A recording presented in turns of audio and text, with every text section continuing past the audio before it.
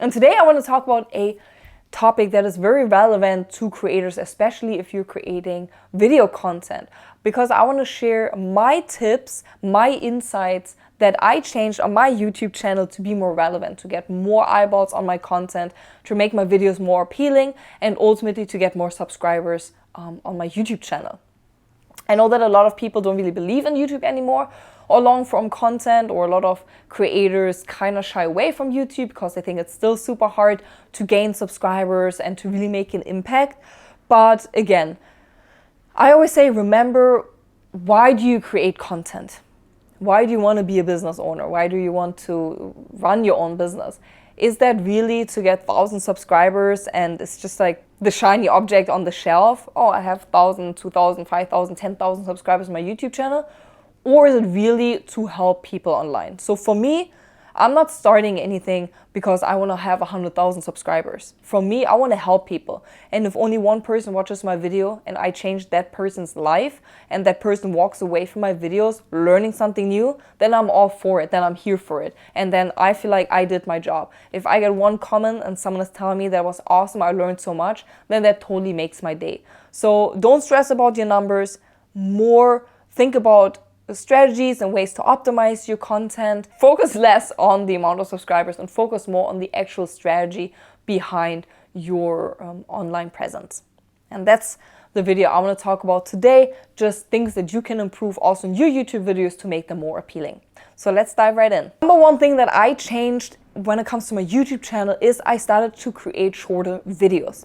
When I first began my YouTube journey, I believed that videos needed to be 30, 40, 50 minutes long to deliver value. However, the reality, especially now on platforms like Instagram Reels and TikTok, proves the effectiveness of short form content. Viewers today just really prefer concise content that can be consumed on the go, size-bite pieces of content that really deliver value instantly without the commitment of spending 40 minutes on the screen watching one single video. And now if you say, okay, so you don't create long form content anymore, you just do shorts. Nope, that's not it. But I reduced my videos from 30 to 40 minutes to a 10 to 15 minute video. Especially for solo content creators like myself, I film my own videos, I edit my videos, I publish them everywhere, I promote them everywhere. It's extremely time consuming if I film 30, 40, 50 minute videos that at the end of the day no one really consumes to the full length. Also, considering the fact, let's think about a 30, 40, 50 minute video and it's a talking head video, you have zero guests, you don't have a co-host, it's just myself. There will be a certain time where you'll get super bored of the same voice. I'm like, I don't want to consume this content anymore. But if I keep my videos to a 10, 15 minute range, it's way more engaging and I can create my videos in a more engaging way that a consumer really views from minute 0 to minute 10 or 15. And as I said before, really maintaining the audience's engagement by just a single head, so just me or someone else talking, it's becoming increasingly difficult. Before, we liked the whole YouTube channels with the crazy intros, like, oh, that's creative and cool. But nowadays, more like, okay, so for instance, see the way you use ChatGPT. You type in a question and you get a straight up answer. There's no fluff, you just get the information that you want. Same when you watch short form video content. There's no introduction, there's no fluff around it, it goes straight to the point, it gives you the information straight up. So our generations, future generations, we're getting very used to getting information delivered straight to the point.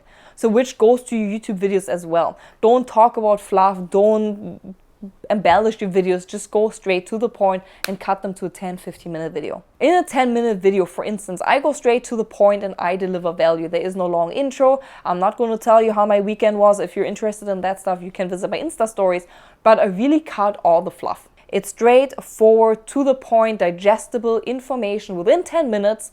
And if you create your videos in a way where you keep it to like 10, 15 minutes, filled with value, it will definitely help to keep your engagement up and also to increase your subscriber count. Point number 2 that I changed on my YouTube channel, I created series. Series work wonder on social media and their effectiveness extends beyond YouTube content. So rather than filming a single, let's say 40-minute video, I prefer breaking down that 40-minute video into 3 to 4 different videos. And then those 3 to 4 different videos range anywhere from like 10 to 15 minutes. Make sure that every video in the series is packed with value that also makes sense when viewed alone. But however, when watched together, the series creates a comprehensive understanding of the strategy. Because the primary goal of creating a series is to maintain the viewer's excitement, it's also encouraging them to subscribe to your account and to eagerly wait for the next video to drop. And that goes back to like TV series as well. They want to cultivate a sense of anticipation so the viewer returns week over week over week, exploring the content. I also like about creating video series, you can really write one long form article, you can create one big video for like 40 minutes and then chop it up. And if you post one video a week, this already gives you videos for almost an entire month, which makes the content production a little bit easier, especially if you're solopreneur or solo content creator. Also, what I really like about video series, if you cut them down to like 10 to 15 minutes of each video, first of all, you have a high level of engagement because the videos are so short, and you also do not overwhelm the viewer, again, because you deliver straight up information to the point without talking for too long. Another thing that I improved in my YouTube channel is definitely the thumbnails. Thumbnail optimization is crucial. It's a crucial element of succeeding on YouTube. Because when you think about thumbnails, thumbnails are almost the equivalent to a book cover. When you go to store or when you go to Audible or wherever, how you consume your books, if you consume any books, you look at the cover, or at least I look at the cover. And if the cover is not really appealing in the first place, I don't even give the book a chance. And similar to your thumbnails, if your thumbnails are not engaging or eye-catching right from the get-go, I don't even pay attention to any video. I don't want to watch your video, even though your video might be packed with value, but it's really important that you have awesome thumbnails. Because you, at the end of the day, you need to stick out in the sea of similar topics. There's tons of content about social media, tons of content about how to grow on Instagram, but yet only certain creators really make it, only certain videos get watched, apart from the YouTube algorithm, but also if you look at videos. If you have a not so great thumbnail, most likely you're not getting the click on the thumbnail. And creating the right thumbnail is a learning curve. It involves testing. It involves you publishing your thumbnail and seeing do you get any results on your videos and then improving. So it's a constant experimenting with what thumbnail really works. So Mr. Beast, we all know Mr. Beast. He roughly spends 10 grand on just one thumbnail. So I want to say don't stress out if your thumbnail does not work right off the gate, because thumbnails are a work in progress. And I want to recommend 2 tools that can help you to create awesome thumbnails. Number 1 is TubeBuddy and another one is Canva. We all know Canva. Canva really helps to generate the creative aspect, so it helps you to put together the thumbnail. And TubeBuddy is an extension that you can buy as a paid extension for your YouTube channel to really help you with optimization and how your video could perform better. And they offer a heat map where once your video is online and people click on your video, you can access a heat map that can show you where the viewers looks and where they would click on. And then that learning will really help you to create thumbnails that work. And of course, you can also lean into artificial intelligence that can also help you what type of thumbnail you should create.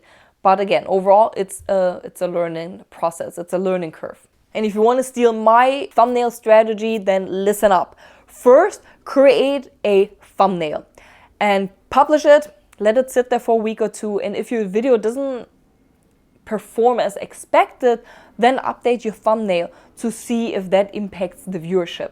So continuous refinement is really key to winning formula for your thumbnails.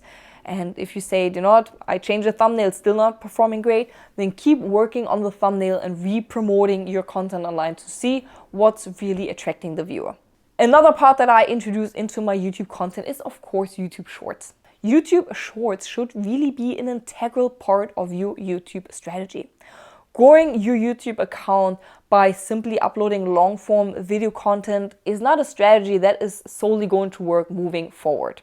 If you really want to grow your account, if you want to get eyeballs on your content, if you want to get that subscriber account up, then you need to jump on YouTube Shorts. It's really the easiest way to expose your YouTube account to the masses of people. So I urge you to utilize YouTube Shorts. Short form content, whether it's on YouTube Shorts, Instagram, or TikTok, I always aim for a diversified content approach, incorporating trending content, chopping up my longer form content, doing some comedy stuff. So really try to be different online, to show different aspects of my business and my personality. But it's really important to ensure that each short form content that you create need to stand alone and make sense, even without the context of a full video. So let's say you create long form content and you chop them up into short form pieces. That's a great idea. It saves a lot of time using your long form content and utilizing it for YouTube Shorts. But each short needs to, first of all, carry value in itself, but also it needs to make sense. Let's say I only consume your short form content and never watch any of your long form content pieces. The short form video pieces still need to make sense and deliver value, even when taken out of context. So make sure that all your short form pieces make sense when someone watches it without ever seeing your long form content. And if that is not the case, then do not post the short form content. Also, in my short form content pieces, I upload mini vlogs, daily thoughts, and any type of trend that fits my brand to further increase engagement on my YouTube channel. Another aspect that I introduced into my YouTube channel is TubeBuddy. And I mentioned it before, TubeBuddy is an extension. It's a paid extension that you can buy to really help you to optimize your YouTube account. And TubeBuddy has a keyword search. If you want to grow on YouTube, you have to understand that YouTube works differently compared to any other social media platform. At the end of the day, YouTube is connected to Google, so it ultimately works as a search engine. So utilizing keywords in your videos is super important to appear in search.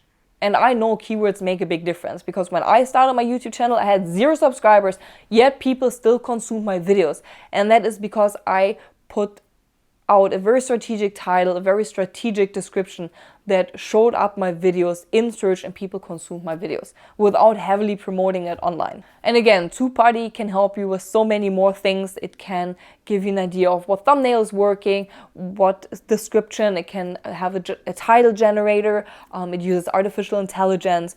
So check out TubeBuddy. Since I started using this paid tool, I really saw an increase in viewership. Subscriber count went up. So overall, it's a really great tool to start if you don't really know where to start in terms of optimization. And I hope that these few tips helped you to understand what you should be improving on your YouTube channel. And if you're thinking about starting a YouTube channel, then take those tips and run with them. And that also led us yet again to another episode of the Content Marketing Cheat Sheet podcast. I'm so glad you tuned in today, and I cannot wait to see you next week. And always remember, the world is your oyster, but everything is disgusting. Until then, goodbye. I always say in Germany, auf Wiedersehen.